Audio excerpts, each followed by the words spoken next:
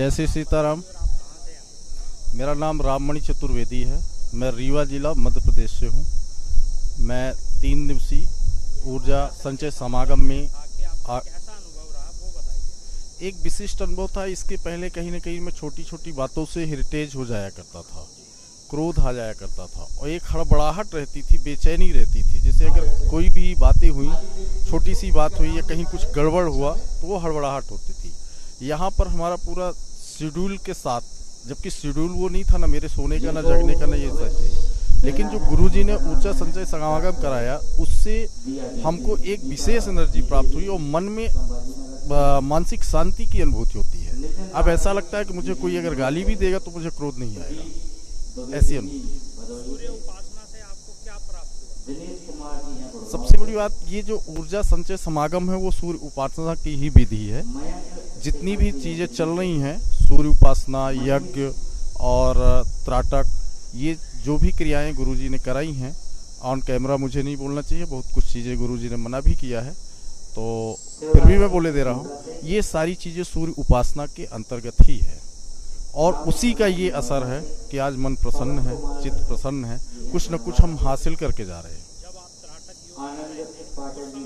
क्या अनुभूति थी और आप कैसा महसूस करते? जब हम त्राटक में बैठे तो 2 बार, 3 बार, 4 बार जब किए, चौथी बार में मुझे एक ये अनुभव हुआ कि मैंने अपने गुरुजी का और बालाजी का इकट्ठे ध्यान किया, जिसमें मुझे गुरुजी ही बालाजी के रूप में दिखाई दिए। गुरुजी का ही रूप बालाजी का रूप है। राममणि चतुर्वेदी जी रीवा से पूज्य गुरुजी के सानिध्य में व्यतीत करके आपको कैसा महसूस?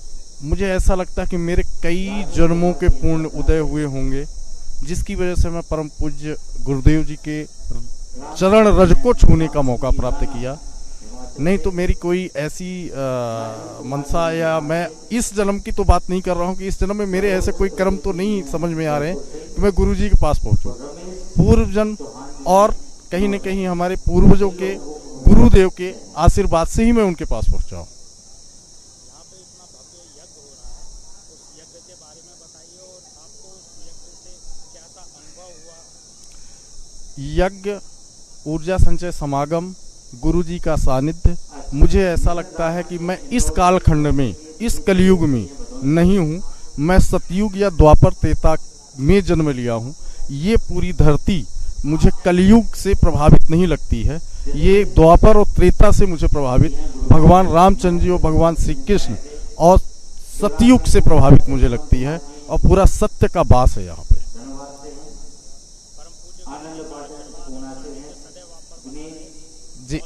जी जी, आपको भी सीताराम। और मेरी यही आशा है कि उनका आशीर्वाद अवश्य रहे, दुनिया में कुछ रहे या न रहे, लेकिन गुरुजी का आशीर्वाद होना बहुत जरूरी है। जय श्री सीताराम, जय गुरुदेव।